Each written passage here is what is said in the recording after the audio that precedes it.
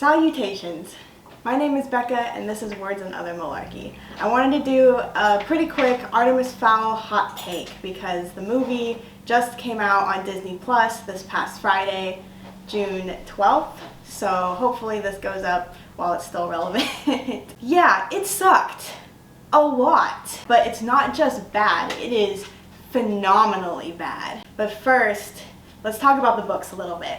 Now, I grew up reading the Artemis Fowl books, and I read these, from like 5th grade up until, middle school, junior high school. It is about a 12-year-old criminal mastermind named Artemis Fowl II who has discovered the existence of fairies and leverages that knowledge to kidnap a fairy, which fairy is like an umbrella term for like all magical creatures, so elves, dwarves, etc. This happens to be an elf.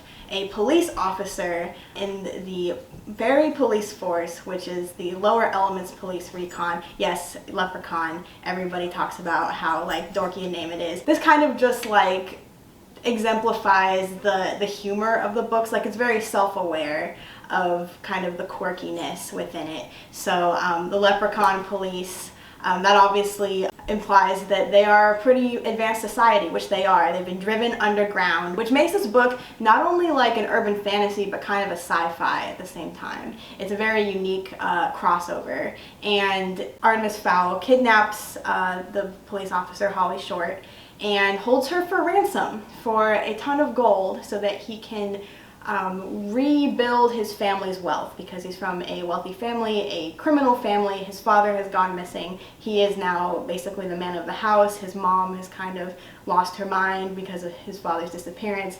So it is up to him to restore his family's wealth. So the really unique thing about this book and about this series, though mostly the first book, is that Artemis Fowl is the bad guy. Now, he is also our protagonist, but it's a very risky move, especially for like a middle grade young adult series, to have your title character basically be the villain. But he's not a bad guy. Obviously, he's a kid. You see like that he has emotions and humanity, but is also like extremely smart, always 2 steps ahead, ruthless in some ways, and just like loves asserting his superiority over others. And of course, throughout the series, he learns to be more humble. He learns how to make friends. This wouldn't be a series if he was like the villain the entire time. That'd be a little too difficult. But the rest of the series kind of sees the fairy world team up with him to fight larger villains. So it is a very interesting concept. The characters are fantastic. The whole book, the whole tone of the series has this like ironic, dry sense of humor. Now the movie, I should probably just get into the movie now, because I could just go on talking about the books and how cool I think they are forever, but like, you don't want to hear that. You're not here to hear that. This movie is a special kind of awful, and it's really hard to put into words just how bad it is.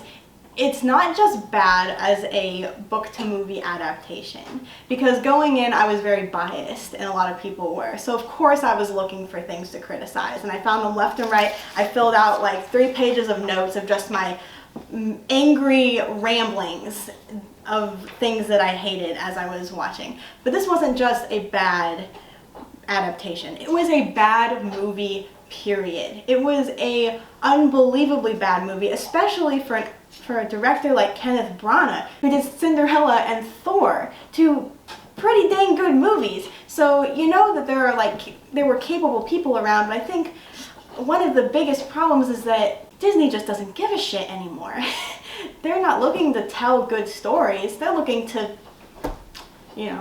So what can I say? I think they just wanted it out there. They just wanted it done, and I don't know, it is what it is. I was mad in the moment when I watched it, but then I went straight to apathy. I was like, I had my little rant, and then I was like, well, what did I expect? We knew it was going to be bad. Here's the plot of the movie. Finally, I get into it. A lot of you probably know it if you haven't seen it already. If you've watched a couple reviews, you've seen this, you've heard the summary. Artemis Fowl, the titular character, is, yes, he's supposed to be a genius, but only because they tell you. And this is one of the main problems of the movie, is that they tell you everything. It's like Suicide Squad, almost that bad, like without like all like the title cards and things that they do with character introductions. Like they might as well have just like put it up on the screen in text for how much they just told you things instead of actually showing. It is the classic show don't tell conundrum that writers are told to do. This is writing 101, and in a piece of media like a movie, like it's really hard to tell something and not show it because everything is visual, but they managed to pull it off.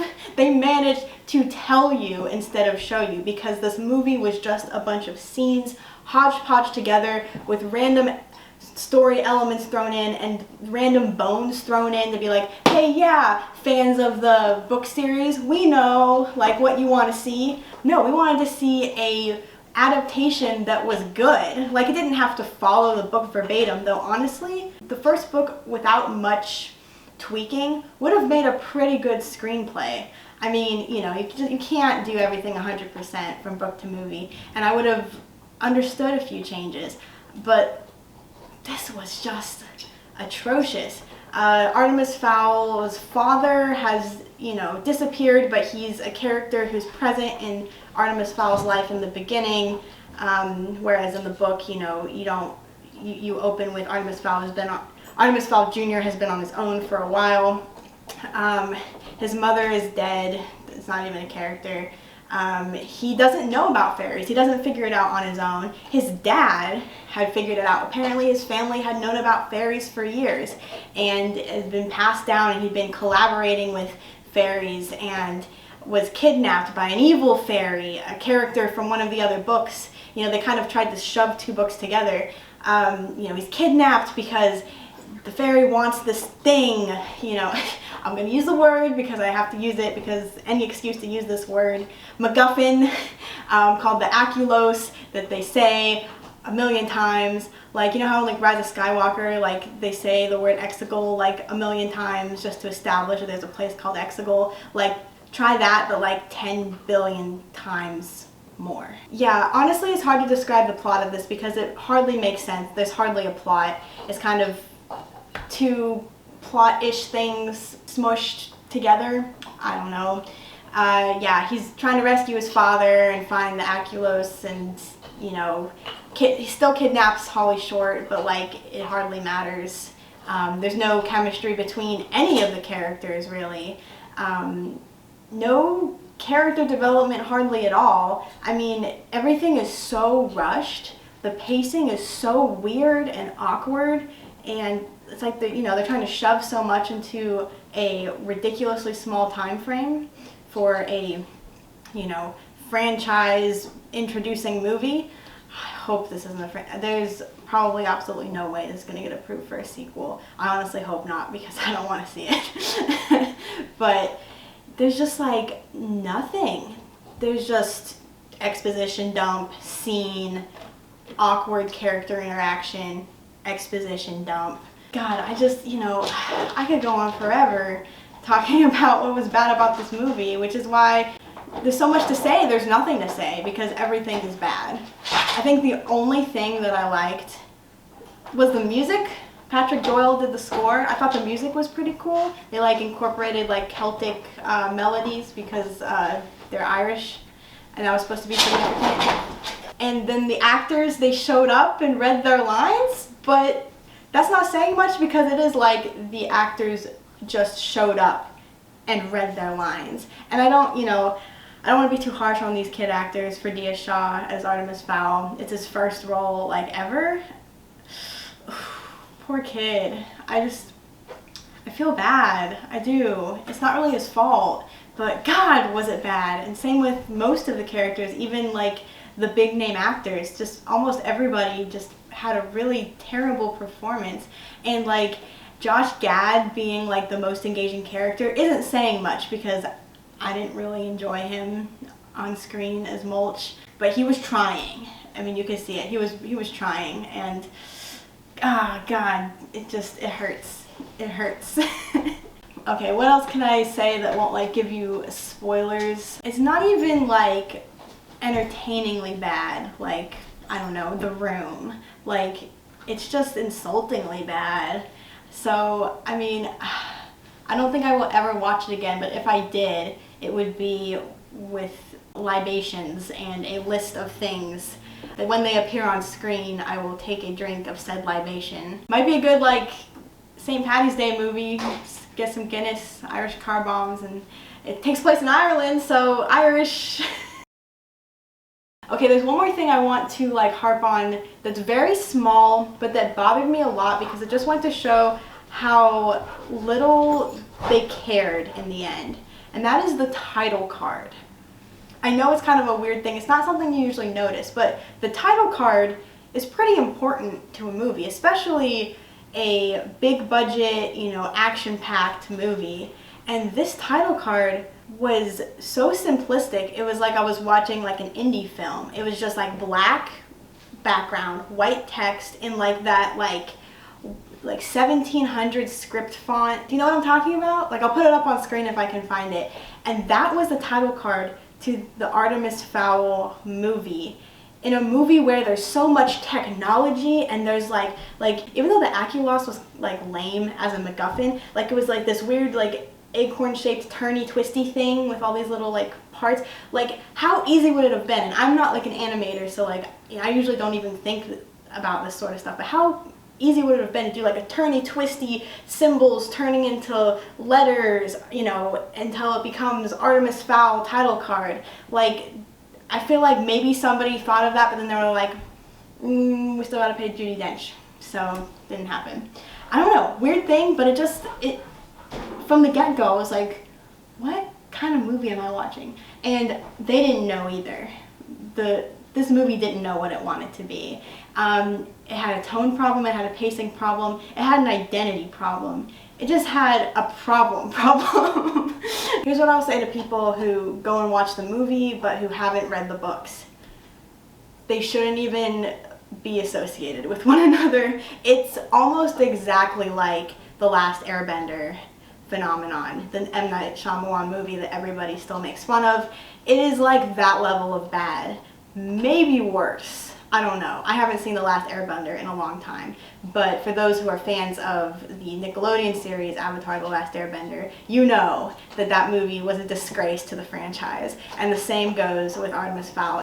Watch the movie if you're curious. Another movie reviewer said if you have Disney Plus, watch it, but if you don't have Disney Plus, don't get it just to watch this. It's not worth the money, and I absolutely agree. If you have Disney Plus, why not? You know, it's there, it's short, it's like an hour and a half long, which is unbelievable because this movie had a ginormous budget, but it was also in development hell forever, you know, and this is also a movie that probably should have come out like 15 years ago because the series, while still read, was more relevant and popular back then, and now it's kind of like most people, you know, most people that grew up reading the books are my age or older, so they'll watch the movie out of nostalgia, but to attract a new audience, it's like, wait, what children's series? Where? Like, it's just, you know, it's not unpopular, but it's not like Harry Potter. You know, I know how fun it is to rant about bad movies. I didn't want this to be bad, but, you know, based on the trailers, we all knew it was going to be bad. So it was exactly what I was expecting, and what I was expecting was really depressing. So if you want just a really interesting ride, go watch Artemis Fowl. If you want a lesson in how not to make a movie, go watch Artemis Fowl because it will teach you so much. As a writer too, even if you're not a screenplay writer, this will teach you so much about what not to do when you're writing anything. There's so much to learn. So there's value in watching these bad movies, but yeah, there's also value in not watching it either. Go read the book instead. Fantastic book. You don't even have to read the whole series. The first book on its own is actually a great standalone. I mean, the sequels are good. They like kind of like go up and then kind of go down, maybe, like opinions vary, but the first one is fantastic. So yeah, Artemis Fowl. If you like this video, give it the old thumbs up, and you know, like, comment, subscribe, because that's what you do. Until then, keep it weird.